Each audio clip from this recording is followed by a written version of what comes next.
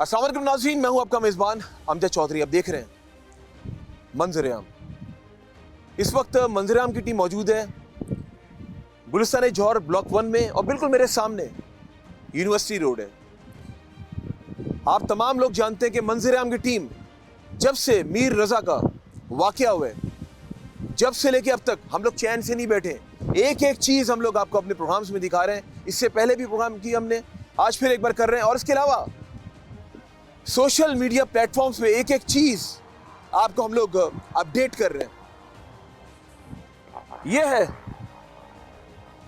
वो बदनसीब जगह जहां पर मीर रज़ा की लाश को बरामद किया गया।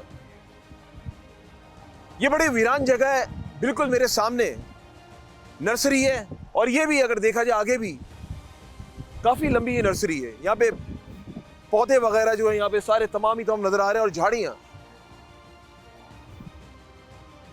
जिस शख्स ने ये काम किया बड़ी महारत के साथ किए। हम खुद यहाँ पे बड़ी मुश्किल से पहुंचे, बड़ा कठिन रास्ता था बीच गलियों से होते हुए। लेकिन एक बात समझ में नहीं आ रही है, कैमरे का रुख एक वो सामने बिल्डिंग है वहां पर लगा हुआ है, वो एक्सेस है नीचे तक, लेकिन कुछ जो आगे फासला है वहां तक नहीं है एक्सेस। आइए आपको दिखाता हूं क्राइम सीन का। ये पूरा उन लोगों ने इसको कॉर्डन ऑफ किया हुआ है। मैं इसको क्रॉस नहीं कर सकता क्योंकि कानून को अपने हाथों में हम नहीं ले सकते। यहीं से खड़ा हुआ मैं आपको दिखा रहा हूं। वो सामने अगर आपको जगह मेरा कैमरा फोकस करके दिखा सके, वो सामने आप वो देख रहे हैं, वो जगह जहाँ पे एक खड्डा भी है, उसके अंदर से जो है वो लाश जो है मीर रज़ा की बरामद की गई है। मारने के बाद बड़ी महारत के साथ उसको जो यहाँ पे फेंक दिया गया। बहुत से लोग आगे बहुत सारी बातें कर रहे हैं। मेरी अपनी पोस्ट पे लाखों कमेंट्स है, मेरे अपने पर्सनल, मेरे सोशल मीडिया के प्लेटफॉर्म्स पे लोग ये कह रहे हैं बाप कितने आराम से जो है वो बात कर रहा है। जाहिर है उसको अल्लाह ने हिम्मत दी है, वो उस खोज में और उस खोज में उसने जिंदगी वक्फ कर दी कि मैं अपने बेटे के कातिलों तक पहुंचना चाहता हूं। फिर मैं आपको थोड़ी सी समअप करूं।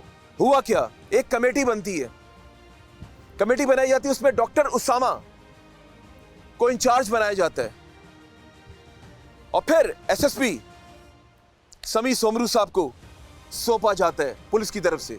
डॉक्टर का पैनल वो देख रहे हैं, पुलिस का पैनल समी सोमरू साहब।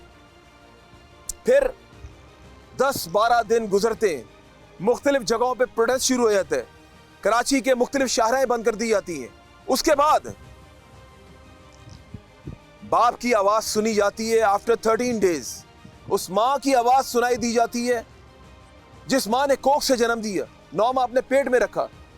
वो बहन जो से 1 साल छोटी है, 24 साल जवान हुई अपने भाई के साथ, 25 साल का भाई, 24 साल की बहन। उसके बाद क्या होता है, कहा कि इसने सुसाइड की है और ये अपनी मौत आप मरा है। लेकिन अफसोस के साथ कहना पड़ता है निजाम में कुछ खराबी है। फिर क्या होता है, आगे लेकर चलता हूं। उसके बाद एक और पैनल बनाया जाता है, लेकिन उससे पहले समी सोमरू साहब को हटा दिया जाता है ओहदे से। दीगर जो लोग हैं, एसएचओ साहब गुलिस्तान जौहर कामरान कुरैशी साहब को हटा दिया जाता है। कामरान कुरैशी साहब जिस तरह उन लोगों ने क्राइम सीन कवर अप किया, उससे वालिद साहब नाखुश थे और वो बिल्कुल सही नाखुश थे। बच्चे की वॉच एप्पल समी सोमरू साहब के पास थी जो एसएसपी, उसके अंदर पूरा कंप्लीट डाटा, वो डाटा एक निजी टीवी चैनल को दिया जा रहा था बार बार। क्यों वो डाटा दिया जाना चाहिए था पुलिस को, डॉक्टर्स को, ताकि डॉक्टर्स को भी आसानी हो उसको कैफरे किरदार तक पहुंचाने के लिए, मगर ऐसा होता नहीं है। उसके बाद एक बहादुर औरत सामने आती है। मैं पहले तो उनको सलाम पेश करता हूं कराची की आवाम की तरफ से, पाकिस्तान की आवाम की तरफ से। उनका नाम है, आप तमाम लोग जानते हैं, डॉक्टर सुमैया। डॉक्टर सुमैया को उनके शोल्डर्स पे भारी जिम्मेदारी सौंपी जाती है और वो जिम्मेदारी क्या होती है, आपने इसको लीड करना है। फिर क्या होता है, शाहजेब खानजादा, शाहजेब बड़ी ज़बरदस्त तरीके से आपने सहाफती फ़राइज़ सर अंजाम दिए, 14 पॉइंट्स आपने जो डिक्लेयर किए, पाकिस्तान को दिखाए आपने, पुलिस को बेनकाब किया, डॉक्टर उसामा उसकी टीम को बेनकाब किया। शाहजेब आपको भी सलाम पेश करता हूं मैं, आप अपनी जगह काम कर रहे हैं, हम अपनी जगह काम कर रहे हैं, लेकिन वो जो 14 पॉइंट्स से डॉक्टर सुमैया, शी रिफ्यूज्ड, उन्होंने कहा कि मैं इससे मुतमईन नहीं हूं, तेजाब फेंका, उसकी नस में इंजेक्शन लगा दिया, वो तड़पता रहे, पता नहीं कितनी अजियत दी। और फिर एक और बात, हैरानकुन बात, अफसोस के सिस्टम के ऊपर बात आती है। फिर किसके ऊपर आती है? सिस्टम के ऊपर। कहा इसने सुसाइड की है। यह किसी छोटे बच्चे से भी पूछेंगे ना, जो थोड़ा सा समझदार होना शुरू होगा, उसको पता चल गया होगा। वो बात पता है क्या है? गोली पीछे से लगी है। कोई सुसाइड करता है ना, या तो यहां मारेगा या यहां मारेगा, पीछे हाथ कैसे जाएगा उसका, वो ट्रिगर कैसे चलाएगा? ये वो सवाल मैं बता रहा हूं जो आईजी साहब को भी समझ में आ गए। और जब ये हैरत की बात है, जब पुलिस ने जब देखा, जब इसका जो इंटेरोगेशन जब स्टार्ट हो गई, उस टाइम क्यों नहीं कहा गया कि पीछे से गोली लगी है? खोल भी तो मिले, वो असला चेक करते ना जाके, वो जिस गार्ड का लेकर आया, इन्वेस्टिगेशन में शामिल किया जाता। लेकिन यहां पे हर उस शख्स को शामिल किया जाए जो उसके साथ उठता था, बैठता था, उसका बिजनेस पार्टनर, उसके बिजनेस पार्टनर को शामिल किया जाए, उसके दोस्त अहबाब को शामिल किया जाए, उसके साथ बेशक चौकीदार क्यों ना हो, जो उसके साथ मुंसलिक था, इवन मंगेतर क्यों ना हो। 30 तारीख को उसका निकाह था, 30 अगस्त को घर में खुशियां बिछने वाली थी, वो माँ बाप मुंतजर थे बच्चे का सेहरा पहनाने के लिए, मगर अपने बच्चे को कफन पहनाया। 30 तारीख को क्या हाल होगा माँ बाप का? अभी कबलस वक्त कहना यह सही नहीं होगा कि कौन है उसके कातिल, लेकिन है कोई बड़ा हाथ, ये आप तमाम लोग जानते रहिए। आप लोग हमारे साथ, मंजर आम जारी है।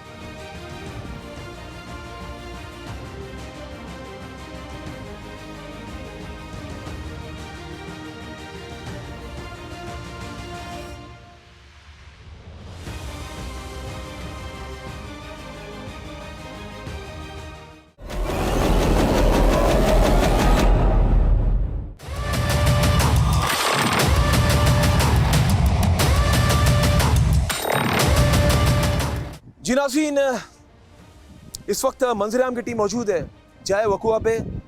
जिस तरह मैंने इंट्रो में आपको एक एक चीज़ बता दी और बड़ी बारीकियों से, जब से ये वाक़या हुआ, जब से लेकर अब तक हम लोग भी चैन से नहीं बैठे। यहाँ पे मौजूद है मेरे साथ जो ये नर्सरी की जो देखभाल करते हैं, यासिर ने जो है वो सबसे पहले देखा जब यहाँ पे कि एक लाश यहाँ पे पड़ी हुई है। यासिर से जानते हैं, क्योंकि इसका मौक़िफ़ लेना बहुत ज़रूरी है। एनी शाहिद इनसे बेहतर कोई नहीं बता सकता जब पहली नज़र इनकी गई तो क्या हुआ। ये तमाम तर चीज़ें आज आपको हम दिखा रहे हैं मंजर-ए-आम प्रोग्राम में। यासिर, पहले तो मैं आपको अस्सलाम वालेकुम कहता हूँ। यासिर, मुझे ये बताएं, ये तो वो बदनसीब जगह है जहाँ पे मीर रज़ा की लाश बरामद की गई, क्या देखा सबसे पहले, क्या टाइम क्या था जब आपने लाश देखी? सर ये 11:30 बजे का टाइम था। अच्छा, और मैं इधर, जी सर, 29 जुलाई को, सही है, मैं सुबह 11 बजे इधर 11:30 बजे पानी लगाने आया। अच्छा। तो मेरे को इधर घुटना नज़र आया साइड से उसका। अच्छा। फिर मैंने आगे होकर देखा तो पूरी डेड बॉडी थी। फिर मैंने अपने भाई को बुलाया फ़ौरन। फिर भाई आए, भाई ने आवाज़ें लगाई 1-2 पर नहीं कोई बोला। तो उसके बाद भाई ने आके 15 पे कॉल कर दी। फिर वो 10 मिनट बाद 15 वाले आ गए। फिर उन्होंने एदी वालों को बुलाया, फिर मोबाइल आ गई। फिर एदी वालों ने उसको उठाया और लेके चले गए वो उसी वक्त। चले जी, बहुत शुक्रिया यासिर। और मुझे आप ज्वाइन कर रहे हैं। जब मैंने सिर्फ कहा इनको, ये दोनों मोहतरम शख्सियत मेरे प्रोग्राम में, मैंने कहा मीर रज़ा का मामला है, कराची के बेटे का मामला है।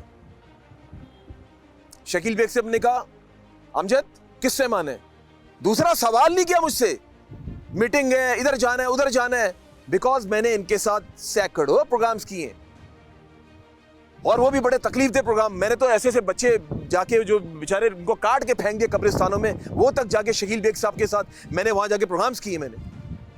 और फिर एक और यंग एनर्जेटिक लड़का जो वकालत कर रहा है, साइमन, जोश है, जज्बा है, अल्लाह ताला इसको अपने हिफ्ज़-ओ-मान में रखे, क्योंकि ये भी आवाज़ बनता है। शकील बेग साहब को अल्लाह ताला हिफ्ज़-ओ-मान में रखे, ब्लंड बोलते हैं, उनको डर नहीं लगता, ना साइमन को लगता है।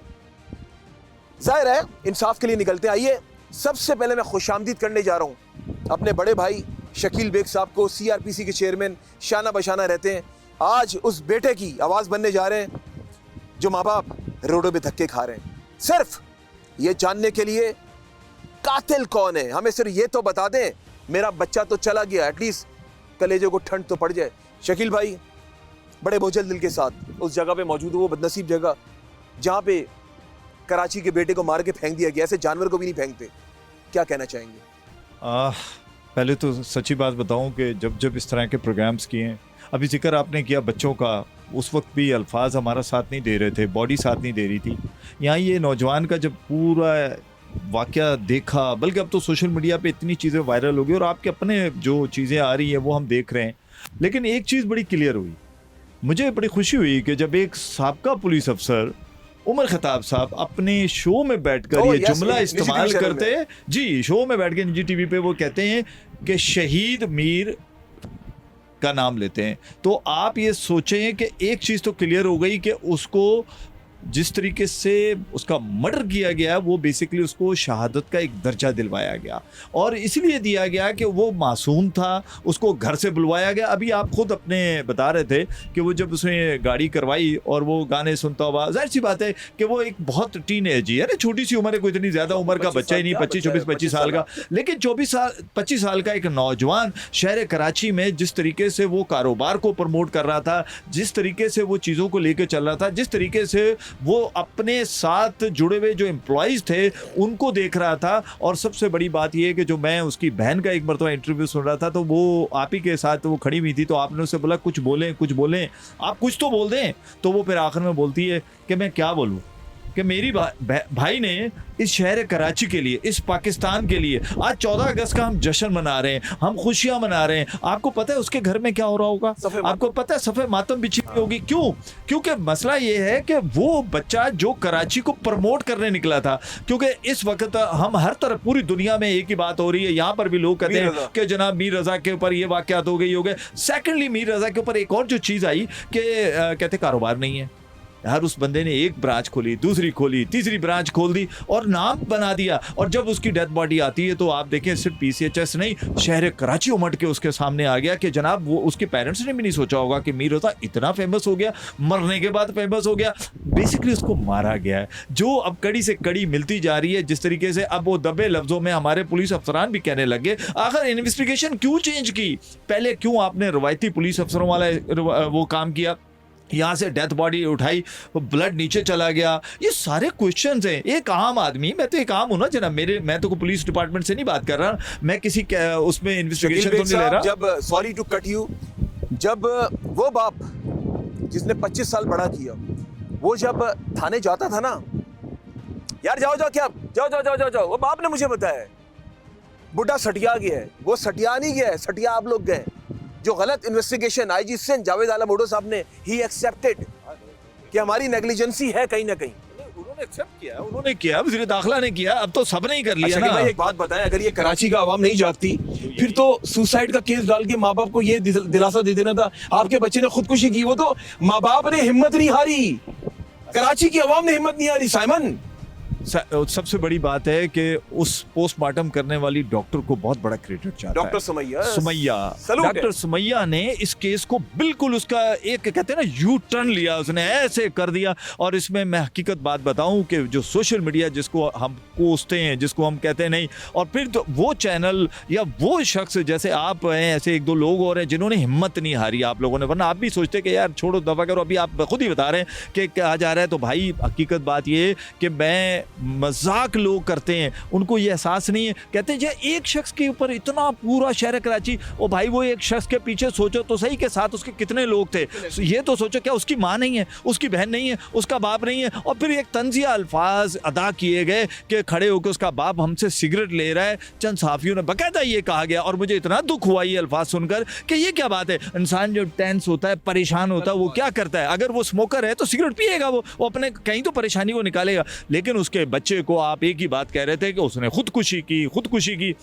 लेकिन एक ध्यान में रखिएगा, खून कभी रहेगा नहीं जाएगा उसका, क्योंकि जिस तरीके से इस वक्त मैं समझता हूँ कि मैं तो सलूट पेश करूँगा आपको कि जिस तरीके से आप इसको इन्वेस्टिगेट कर रहे हैं, और सेकेंडली आप चाह रहे हैं कि किसी तरीके से कड़ी ऐसी मिल जाए, और मिल रही है। मुझे ऐसा महसूस हो रहा है कि आप बताएं ना, ये रात का अंधेरा, इस वक्त हम कहाँ खड़े हुए हैं? हम उस जगह खड़े हैं जहाँ उसकी लाशें को लाकर फेंका गया, वहाँ खड़े हैं जहाँ उसका खून बहा गया, वहाँ खड़े हैं कि जहाँ उसका पता चला है कि केमिकल ताकि उसमें से निकल जाए, वो तेज़ाब जो उसको पिलाया गया, वो जो उसको सुन गया, उसको जलाए गए, उसके हाथ जलाए गए। आप सोचें कि उसकी जो, और फिर डॉक्टर सुमैया का जिक्र मैं करूँगा, उन्होंने जब उसका पोस्टमार्टम किया, उसमें पहले ही बता दिया कि इसको गोली बेसिकली पीछे से लगी है। और मुझे बताइए खुदकुशी कौन पीछे से करता है? अच्छा, फ्रंट से भी नहीं लोग करते। एक बात ज़हन में रखिए, खुदकुशी के जितने भी केस आज तक हमने देखे, एक तो ये कॉमन है, रस्सा डाल दिया गले में, लटक गए या कहीं कूद गए, ज़्यादातर अपना लिया पिस्टल और यहाँ रखा, ख़त्म। ये कौन है जो इधर से रख के पिस्टल चलाएगा? बात बताया, मुझे एक बात समझ में नहीं आ रही है, क्योंकि आप खुद अगर देखा जितने आप हमारे साथ चलते रहे 15 साल से, आप खुद माशाल्लाह इन्वेस्टिगेटिव बन गए। एक बात समझ में नहीं आ रही शकील भाई, मुझे ना ये चीज़ तंग करती है। वॉच मिलती है एप्पल, वो एसएसपी साहब अपने पास रखते हैं, एक निजी चैनल को उसकी वीडियोस देते रहते हैं। ये मीर रज़ा के वाले साहब ने बताया, और सबको पता है ये बात, ये तो सोशल मीडिया पे चल रही है साइमन, सबको पता है। एक बात समझ में नहीं आती है कि निजी टीवी चैनल को दे दी, ये तो अपनी इन्वेस्टिगेशन के लिए रखनी चाहिए ना, ताकि आपके काम आएगी फर्दर। ऐसा ही है ना? मैं चाह रहा हूँ इसका जवाब साइमन से लूँ। साइमन वकालत भी कर रहा है। साइमन, आपको मैं खुशामदीद करता हूँ, और अल्लाह ताला आपकी भी हिफाजत करे। जिस तरह ये बच्चा मेरे सामने का बच्चा, और माशाल्लाह बड़ा खुशी होती है जिस तरीके से आपके वालिदैन, वालिद साहब भी आपके मेरे दोस्त हैं, आपको माशाल्लाह इस काबिल कर दिया कि आज आप भी नाम पैदा कर रहे हो। साइमन, मुझे ये बताओ कि ये जो मैंने सवाल किया है, ये मुझे तंग करता है यार। ये स्मार्ट वॉच रख के और देना एक ही सिर्फ चैनल को, और उसके बाद ये अपने पास रख के उसकी इन्वेस्टिगेशन करनी चाहिए थी ना। इसके बारे में आप क्या समझते हैं, आपकी क्या राय है? सर, सबसे पहले तो इंतहाई अफसोस इस बात का है कि रात के इस तारीखी के वक्त हम उस जगह पे खड़े हैं कि जहाँ पे मीर रज़ा का कत्ल हुआ। लेकिन ये अगर अमीर होता तो शायद अब तक इंसाफ भी हो गया होता, हुकूमत वक्त भी हरकत में आ गई होती। लेकिन जब तक नौजवान नस्ल ने शारा फैसल नहीं बंद किया, जब तक चार मीनार पे नहीं बैठे, जब तक उन जगहों पे नहीं बैठे, तो तब तक IG सिंध को नहीं आई, जब तक वज़ीर दाखिला को समझ नहीं आई, तब तक हमारे चीफ मिनिस्टर को समझ नहीं आई। इंतहाई अफसोस इस बात का है कि कराची जो 70% रेवेन्यू जनरेट करके देता है पाकिस्तान को, कराची जो एशिया का 7वां 8वां बड़ा शहर है, वहाँ के नौजवान जो हैं वो गटर में जाके मर जाते हैं, वो टैंकरों के नीचे आके मर जाते हैं, और उस शहर को लवारिस समझा गया है। और दूसरा, मैं IG साहब को ये कहूँगा कि IG साहब पहले तो ये बताएं कि आपकी रवायत के मामूल इंक्वायरियाँ वैसे ही जारी रहीं, आपके SHOs DSP वैसे ही हरकत में आते रहे जैसे आते रहे। ये कोई बिल्ली का बच्चा नहीं था, बल्कि ये पाकिस्तान की मईशियत में अपना किरदार अदा करने वाला वो कारोबारी 24 साल 25 साल का नौजवान था, जो इस मुल्क की तरक्की के लिए अपना किरदार अदा करना चाहता था। लेकिन अफसोस इस बात का, आपने जैसे कि कहा कि हमारे वही SSPs, वही SP, वही SHO, वही DSP उसके मोबाइल फ़ोन अपनी जेबों में डाल के 7-7 8-8 दिन घूम रहे हैं, वही उसकी घड़ी। ये रवायत है कि जब कोई पकड़ा जाता है या जब कोई ऐसा मामला होता है तो उसके सबसे पहले जिस्म पे देखा जाता है, उसकी जेब में देखा जाता है, उसका बटवा ले लिया जाता है, उसके पैसे ले लिए जाते हैं। उसकी घड़ी जो कि स्मार्ट वॉच थी, क्या वहाँ से एविडेंस कलेक्ट नहीं हो सकता था? क्या उसके फ़ोन से एविडेंस कलेक्ट नहीं हो सकता था? लेकिन हमारे उन्हीं अफसरान ने, जो हमारे SSPs थे, वही SSPs को इंक्वायरी का हिस्सा बनाया गया, जिनको हाई कोर्ट ये डिक्लेयर करता है कि ये करप्ट तरीन अफसरान में है। और हाई कोर्ट ये बात वाज़ेह करता है, और उसके बाद भी इन लोगों को इंक्वायरी का हिस्सा बनाया जाता है। वो कौन सा मेडिकल अफसर था जो डॉक्टर के एविडेंसेस आपके पास है इतना बड़ा, आप ये बात कह रहे हैं? बिल्कुल मैं दूंगा, और साथ ही मैं ये बात भी वाज़ेह करूं कि ये कौन सा, अच्छा वो कौन है, सॉरी टू कट यू, कौन है वो, कौन से अफसरान, नाम तो नहीं? मैं नाम वाज़ेह कर दूंगा, मैं आपको वो चीज़ भी दूंगा जिसमें आप इसको चलाइएगा। और साथ में वो कौन सा ऐसा मतलब डॉक्टर था, डॉक्टर उसामा, जिसका नाम पहली इंक्वायरी में सामने आता है, वो कौन सी इंक्वायरी ऐसी की है कि ये बच्चे को बाकायदा तौर पर खुदकुशी का लक़ब दिया जाता है, उसके माँ बाप से क्यों ये बात मनवाई जा रही थी, कौन से अफसरान इसमें शामिल थे, ऐसा कौन सा आदमी है कि जिसको मंजर आम पे आने से रोका जा रहा है। मैं फिर कहूँगा कि ऐसा कौन सा बासर शख्स है जिसको सामने लाने से उसकी अहले खाना को डराया जा रहा है। और अब तो ये वाज़ेह हो गया, जब यहाँ से लाश मैडम सुमैया ने जो कमेटी बनाई, यहाँ से जो लाश बरामद हुई, उसमें उस शर्ट में भी एविडेंस है कि उसको गोली पीछे से लगी, उसमें ये भी एविडेंस है कि तेज़ाब ऐसे कौन से केमिकल से जो है उसका जो नहला दिया गया। और ये कौन से लोग हैं, ये गैंगवार है, ये कौन सी अमन कमेटियाँ दोबारा बहाल की जा रही हैं, ये कौन से लोग हैं जो पाकिस्तान से मोहब्बत करने वालों से, वफादारी करने वालों की जाने लिए जा रही। बहुत शुक्रिया साइमन, रहिएगा मेरे साथ। नाज़रीन, अफसोस के साथ कहना पड़ता है, अभी एक वाकया हुआ, नामी ग्रामी मशहूर शख्स, बैनुल अक़वामी सतह पे मशहूर शख्स का कराची में कुत्ता गुम जाता है, मगर वो कुत्ता मिल जाता है, लेकिन मीर के कातिल नहीं मिलते। पता है क्यों? क्योंकि अमीर का निज़ाम अलग है और मीर का निज़ाम अलग है। अभी हम लोग जा रहे हैं गेस्ट हाउस में, वहां से आपको ज्वाइन करते हैं। रहिए आप लोग हमारे साथ, मंजर-ए-आम जारी है।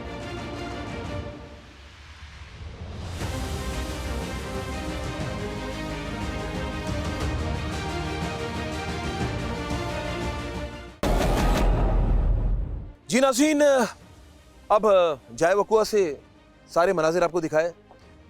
अब हम लोग मौजूद है उस गेस्ट हाउस के बाहर, बकौल वालदैन के, वंस अगेन कहूँगा बकौल वालदैन के, जो लास्ट लोकेशन आई है ना, वो इस जगह की आई है। उनको ये हुआ, जब लोकेशन आई तो यहाँ पे बच्चे भागे, एक बच्चा रोना शुरू हो गया, तो उनको ये हुआ कि ये एकदम से ये डर क्यों गया, रो क्यों रहा है, आखिर इस गेस्ट हाउस में क्या हो रहा था ऐसा। तो ये सारे शवाहिद हैं। और फिर इस गेस्ट हाउस के पीछे जो अभी आपने मनाजिर देखे, जहाँ पे रज़ा मीर की लाश बरामद की गई है, वो इसकी बैक साइड है, छत है अंदर। ज़ाहिर अभी वो पुलिस ने अभी SHO साहब जो नईम साहब हैं, कामरान कुरैशी के बाद जो जिन्होंने चार्ज संभाला है, नईम साहब, उनसे मेरी बात हुई है, तो मैंने कोशिश की कि ये ताला खुलवा के आपको दिखाने की, लेकिन उन्होंने कहा कि नहीं, ये SSP साहब, ज़ाहिर है अभी एक कमेटी, हम भी उसमें दखल नहीं देना चाह रहे, वो अपना काम करें, तो पुलिस को काम करने भी देना चाहिए। यहाँ पे 3-4 पुलिस एहलकार भी बिठाए हुए हैं। ये पूरा जो है ये एक बंगला है, और यहाँ पे आई डोंट नो कि एक गेस्ट हाउस के नाम पे यहाँ पे चलाया जा रहा था। शकील बेग साहब मौजूद हैं और साइमन मौजूद है। शकील भाई, ये लास्ट लोकेशन आ रही थी, बात तो आपने सुन ली, मैंने जो बताई नाज़रीन को। बिल्कुल लास्ट लोकेशन आ रही थी। और सबसे बड़ी बात है कि पेरेंट्स को ये लगता है कि यहाँ से सब कुछ किया गया है।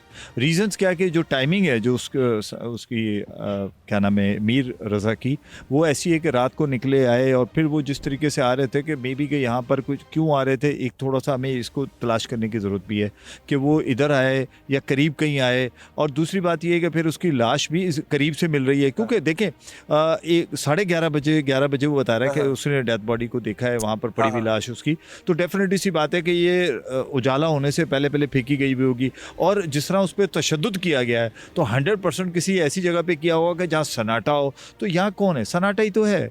यहाँ क्या है? ये झाड़ी है। बिल्कुल, तो डेफिनेटली तो शक पेरेंट्स का जा रहा है, और जाहिर से तो शक तो किया जा सकता है। एक और चीज ऐड ऑन कर दूं मैंने जिस तरह बताया कि सामने किचन है, बिल्कुल वहाँ भी हम जाएंगे और क्लोजिंग करेंगे।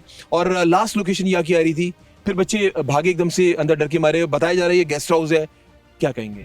अच्छा देखें, ये जैसे अभी किचन की भी बात आ गई ना, एक और क्लू पे क्लू मिलता जा रहा है कि अगर किचन है तो अगर उसका खाना भी यहाँ से बन के जा रहा होगा तो शायद ये भी हो सकते हैं। और जैसे अभी कह रहे हैं कि शायद बंद है, तो ये तो हमें नहीं मालूम, ये तो जाके देख लेते हैं।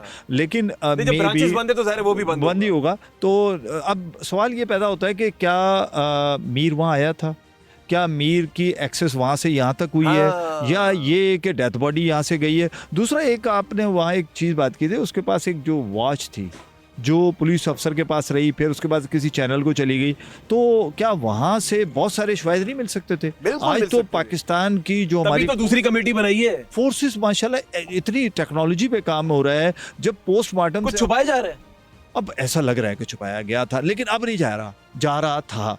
अच्छा, एक चीज़ और जो मैंने देखी, और मैं साइमन भी आपस में बात कर रहे थे, हमारे यहाँ ना रवायती एक तरीका है कि जब कोई ऐसा होता है तो जैसे SHO साहब को मुअत्तल भी कर दिया गया सारे, हमारे यहाँ ना हर मर्डर को, हर केस को, चोरी को, डकैती को एक ही निगाह से देखा जाता है। सबसे पहले ये कहा जाता है कि ये शायद इसने खुद की होगी। अब मिसाल के तौर पे किसी के साथ कोई भी हो गया वाकया, वो जब थाने जाएगा उस बेचारे को ही कह दिया जाएगा कि शायद वही डकैत है, वही चोर है, उसी ने कत्ल किया है, उसका अपना प्यारा मारा जाएगा। लेकिन हमारी पुलिस रवायती तरीके से चलती है। जब इतना प्रेशर बिल्ड हुआ, कराची की नौजवान बाहर निकले, तो उसके बाद उन्होंने देखा कि नहीं जनाब ये तो गलत हो रहा है। और फिर एक और चीज़ मैं कहता हूँ, इस वक्त जो चीफ मिनिस्टर सिंध है उनको भी एक क्रेडिट जाता है। पूछे क्यों? ये सियासी रुख ले रहा था मामला।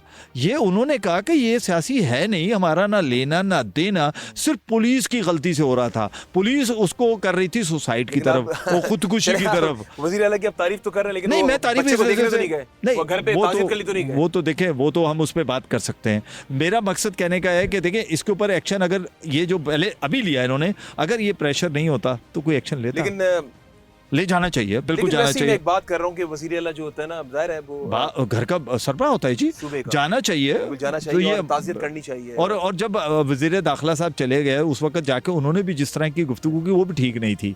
बाद में उन्होंने सारी चीज़ों को ठीक किया। मैं अर्ज़ कर रहा हूँ ना कि अगर एक पुलिस वाले के कहने पर अगर आप चलेंगे ना, तो पहले थोड़ी सी इन्वेस्टिगेशन आप भी कर लें।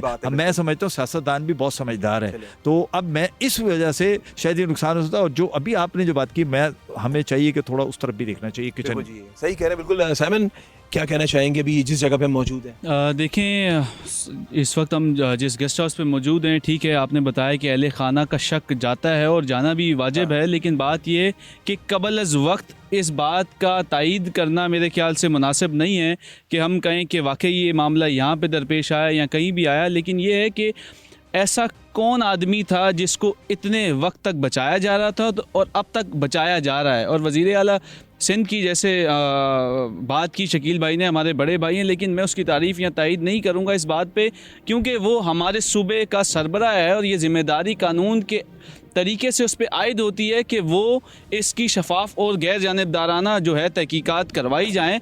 और मैं ये भी बात वाज़े करूं कि जो तहकीकाती कमेटी है वो इस गेस्ट हाउस पे अगर कोई शवाहिद इस तरह के मिलते हैं तो उनको सामने लाएं और बगैर किसी दबाव के सामने लेकर आएं। और लेकिन यहाँ पे एक बात मैं भी कहूँगा, जो CM साहब की मैंने लास्ट गुफ्तगू मैंने सुनी ना, उनकी गुफ्तगू में तड़प महसूस हुई है। मैं ये सच बात कह रहा हूँ। उन्होंने कहा बिल्कुल नाइंसाफ़ी हो रही है मीर की फैमिली के साथ, इनको इंसाफ मिलना चाहिए। चलते हैं उस किचन की जानिब, जिस किचन में जो है वो उसका रोजगार चला करता था।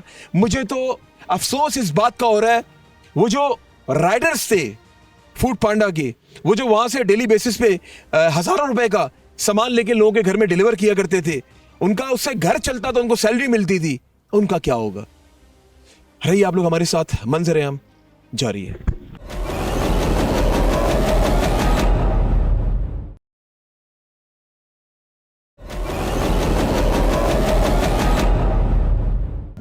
जी नाज़रीन, इस वक्त मैं मौजूद हूँ मीर रज़ा के किचन के बाहर, बिल्कुल बराबर में किचन वासल में जनरेटर चल रहा है। तो एक अर्जेंट कॉल थी, और अर्जेंट कॉल थी मीर रज़ा के वालिद साहब मीर हुसैन साहब, बड़ा साथ दे रहे हैं, एक एक चीज़ हमें भी बता रहे हैं। और मैं इनके साथ शाना बशाना दिन में 2-4 बार तो इनसे बात होती रहती है मेरी, क्योंकि इस केस को बड़े करीब से मंजर-ए-आम की टीम लुक आफ्टर कर रही है। हुसैन साहब, पहले तो आपको खुशामदीद कहता हूँ वंस अगेन मंजर-ए-आम प्रोग्राम में। बहुत शुक्रिया जी, बहुत शुक्रिया जी। हुसैन साहब, केस की नोयत की अगर बात की जाए तो कहाँ तक पहुँचा? सर अल्हम्दुलिल्लाह हमारे बयान हो रहे हैं, हो गए ऑलमोस्ट, तो इंशाल्लाह उम्मीद अच्छे की है। देखिए, हम तो इत्मीनान कर रहे हैं और बाकी अल्लाह पाक साथ देगा इंशाल्लाह। जिन्होंने रज़ा का ये काम किया है, उनको कत्ल किया है, उनको कैफरे किरदार तक पहुंचाना है, जिसमें आपका भी साथ हमें चाहिए। और इनको कैफरे किरदार तक हमने पहुंचाना है और नई जनरेशन के सामने एक मिसाल कायम करनी है कि अगर इस तरह का कोई उभरता ताजिर, अपनी मेहनत से काम करने वाला, तरक्की करने वाला, उसके साथ ये अंजाम हो तो उनका क्या हाल किया जाए, वो सामने लेकर आना है हमने इंशाल्लाह। जरूर होगा, बिल्कुल। अच्छा, मुझे एक बात बताएं कि जो उसका बिजनेस पार्टनर है उसका क्या अभी कहाँ तक पहुंची बात? देखिए जी, हम तो सोशल मीडिया और इधर मीडिया पे देख रहे हैं कि उन्होंने कब्ल जमानत ली हुई है। अच्छा, तो अभी ये चल रहा है, जी AR भाई के ऊपर चल रहा है, निजी चैनल्स पे चल रहा है कि वो अहमद पार्टनर ने पुलिस के हवाले से काबिल इज्जत क्या कहते हैं इसको, मैं अभी कितने पैसों के एवज लिए, कितने पैसों के एवज लिए? मेरे ख्याल में 1 लाख रुपए की चल रही है। 1 लाख रुपए। अच्छा, क्या समझते हैं ये कबल अज जो जमानत ली है, इसकी वजूहत क्या हो सकती हैं? पर ये तो वही बता सकते हैं, हमारे साथ तो वो राब्ते में ही नहीं है। आपके साथ रजा क्यों? की सोयम से लेके अब तक वो राब्ते में नहीं है, मतलब कि 30 तारीख से लेके अब तक वो हमारे से राब्ते में नहीं है। अच्छा, ये मेरे से शकील बेग साहब मौजूद हैं, CRPC के चेयरमैन, और साइमन मौजूद है, एडवोकेट। शकील साहब, क्या पूछना चाहेंगे? हुसैन साहब ये बताइएगा कि स्वयं के बाद से आपने खुद उनसे कोई रब्ता किया है?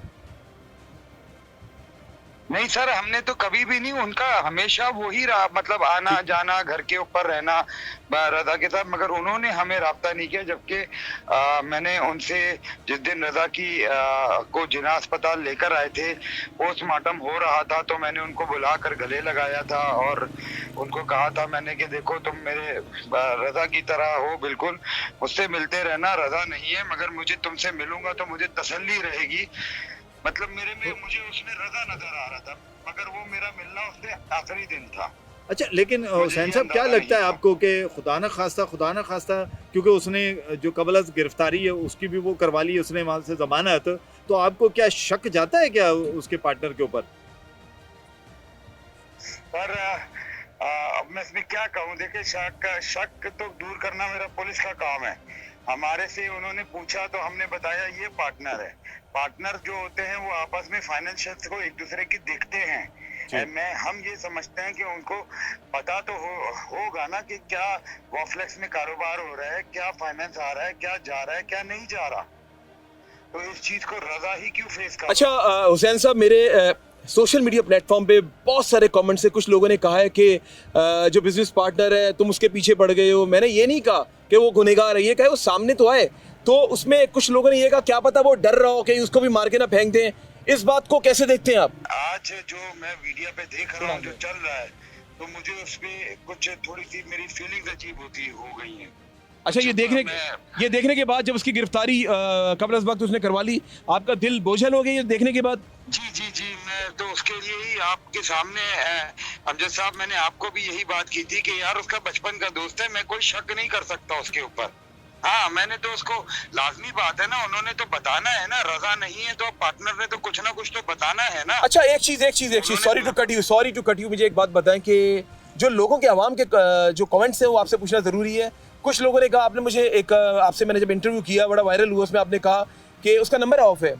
बहुत सारे लोगों ने कमेंट में ये कहा कि अगर नंबर ऑफ है तो घर चले जाएं। क्या देंगे जवाब आवाम को?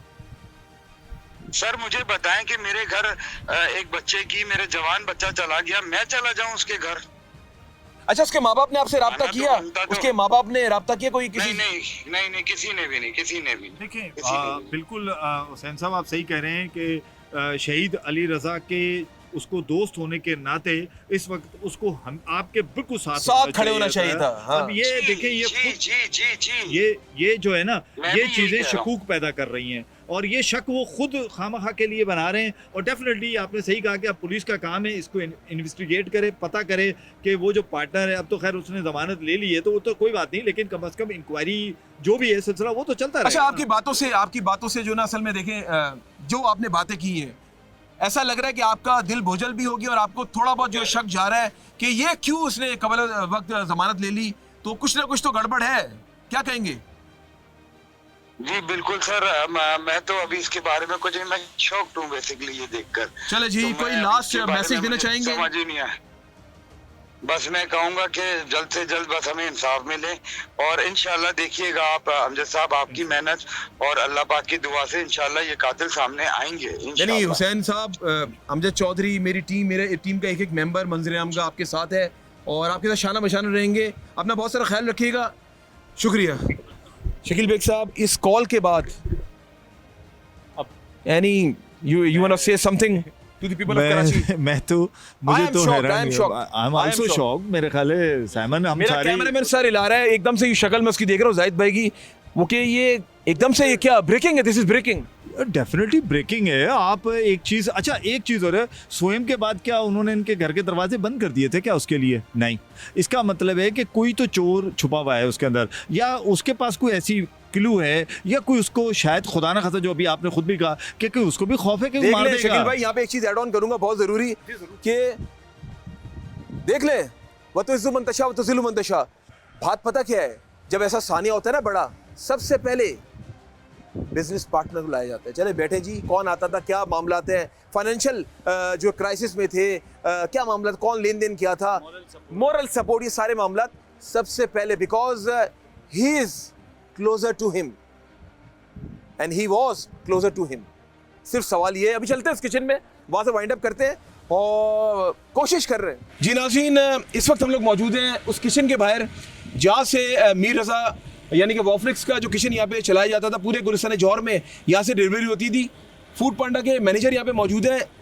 बेसिकली होता क्या है कि अंदर जितने किचन है ना, ये इनकी जिम्मेदारी है कि जितने भी किचन अंदर चल रहे हैं, जो ब्रांड्स हैं उन घरों तक पहुँचाना। ये तमाम तर पार्सल इनके थ्रू डिलीवर होते थे, इनके राइडर्स के थ्रू। अकरम, अस्सलाम वालेकुम। अकरम भाई, मुझे ये बताएं कि वॉफलिक्स का जो किचन है कितने सालों से यहाँ पे चल रहा था? 3 महीने हुए थे उसको। 3 महीने हुए थे। और मीर रज़ा आता था यहाँ पे? 2 बार आए यहाँ। 2 बार आए। जिस दिन ये वारदात हुई है उस दिन वो आया था? नहीं नहीं, यहाँ पे नहीं आए। अच्छा, उस दिन नहीं आया था? जहाँ हमारे किचन की तरफ नहीं आए। जो सुबह ये गेस्ट हाउस के पास आया था, इधर नहीं आया? नहीं, इधर नहीं आए। ये रिकॉर्डिंग वगैरह भी चेक की उन्होंने, यहाँ नहीं आए। अच्छा, यहाँ पर नहीं आया था? नहीं। तो यहाँ से डिलीवरी पूरे गुलिस्तान जौहर में होती थी? जी बिल्कुल। तो 3 महीने में से 2 बार चक्कर लगाया? जी 2 बार चक्कर लगा। कितने उसकी डिलीवरी की अगर बात की जाए, कितने राइडर्स एट अ टाइम काम करते थे? नहीं, वो फूड पांडा के राइडर होते हैं जो फ्रीलांसर्स यहाँ पे काम करते हैं। अच्छा। उनके पर्सनल राइडर नहीं थे यहाँ। और डिलीवरी का रेशियो क्या था? आई मीन के चलने की अगर बात की जाए उसका, यहाँ से गुलिस्तान जौहर वाले कितना पसंद करते थे वॉफलिक्स को? 40 to 50 ऑर्डर थे उनके डेली के। माशाल्लाह माशाल्लाह माशाल्लाह, मतलब इतने ऑर्डर्स थे। जी। और मीर रज़ा के बारे में कुछ और जानते हैं आप? नहीं, 2 बार ही मिले हम, इससे ज़्यादा नहीं जानते। मिले, लेकिन यहाँ पर आप क्लियर कर रहे हैं कि उस दिन जिस दिन ये वारदात हुई है, जो लास्ट लोकेशन आई उस गेस्ट हाउस की, वो यहाँ से निकल कर नहीं किया? नहीं, यहाँ से नहीं गए। और ये कितने बजे बंद होता है? 4 बजे। 4 बजे बंद होता है।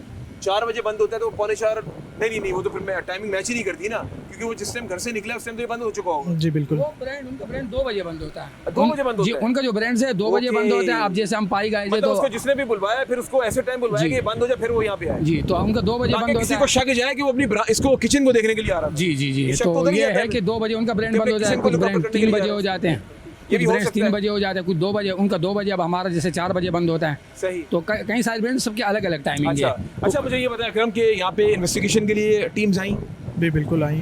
टीम्स क्या कलेक्ट करके लेके गई? वीडियो रिकॉर्डिंग्स वगैरह और अच्छा। मालूमात वगैरह लेकर गई हैं यहाँ से। अच्छा, जी। और कितनी बार टीम्स आई हैं? तकरीबन 3 से 4-5 बार आई हैं। पहली कमेटी में कितनी बार आई हैं? जब पहली बार कमेटी बनी?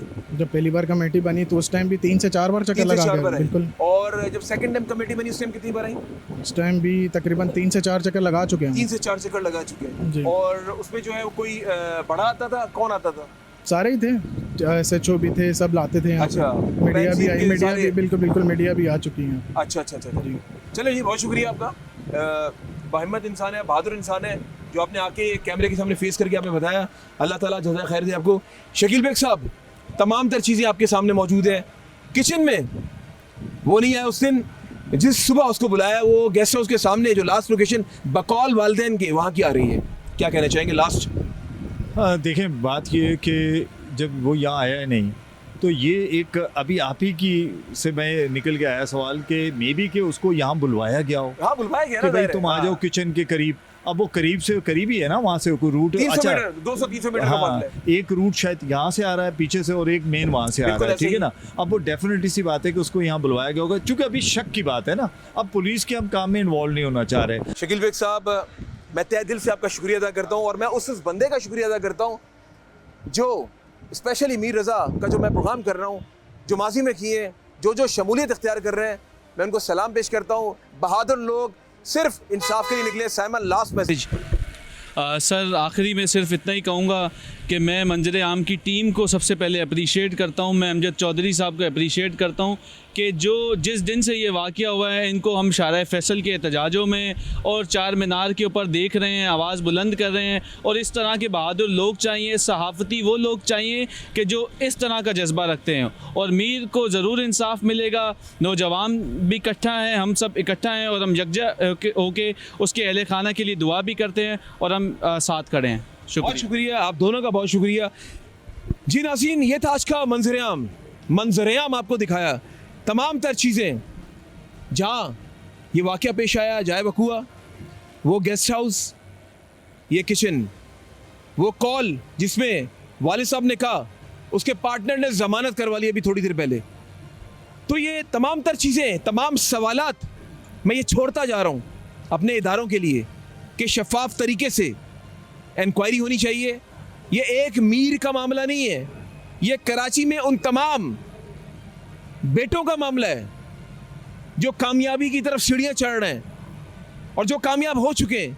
कुछ माएँ तो ये कह रही हैं कि हमारा बच्चा कामयाब हो गया कि इसको भी मार के ना फेंक दें। मतलब ये तमाम तर चीज़ें जो लोगों के जहनों में चल रही हैं और जो मुझे कमेंट्स कर रहे हैं, मैं तहे दिल से आप लोगों का शुक्रिया अदा करता हूँ नेगेटिव कमेंट्स करने के लिए। सलाम भी पेश करता हूँ। जो चीज़ें मैं आपको दिखा रहा हूँ वो चीज़ें सच साबित हो रही हैं। जो नेगेटिव कमेंट्स मेरी पोस्ट पे जाके कर रहे हैं, हिसाब आज का प्रोग्राम चलने के खुद ही आपको नज़र आ जाएगा कौन सच है कौन झूठ है। उम्मीद करते हैं इंशाअल्लाह ताला मीर रज़ा के कातिलों को कैफरे किरदार तक पहुँचाएंगे। तब तक ना मैं खामोश बैठूंगा ना मेरी कंप्लीट टीम। और रब्बुल इज़्ज़त से ये दुआ है इंसाफ मिल जाए ताकि उस माँ का, उस बाप का कलेजा ठंडा हो जाए जिन्होंने 25 साल पाला पोसा बड़ा किया, आला तालीम हासिल करवाई। वो मुंतज़िर हैं, उनको पता है मीर नहीं आएगा अब दोबारा, उनको ये बात अच्छे से पता है। लेकिन उनको सिर्फ एक दिल को इत्मीनान देने के लिए कि जिसने मेरे बेटे को मारा है उसको भी इसी तरीके से मारा जाए, तब मज़ा है। कातिल मिल भी जाए, केस मत चला इतना लंबा, लटकाए सूली पे। पूरा पाकिस्तान देखना चाहता है और मैं कहता हूं इस केस पे बैनुल अक़वामी सतह पे लोग नजरें जमा के बैठे हुए। अब क्या होने वाला है, ये एक मीर की बात नहीं है, तमाम नौजवानों की बात है ये। इसी के साथ अपने मेज़बान अमजद चौधरी और मेरी टीम को इजाज़त दें और जब भी दुआ के लिए याद उठाएं मुझे और मंजर-ए-आम की टीम को अपनी दुआओं में ज़रूर याद रखिएगा। अल्लाह हाफ़िज़ नासिर।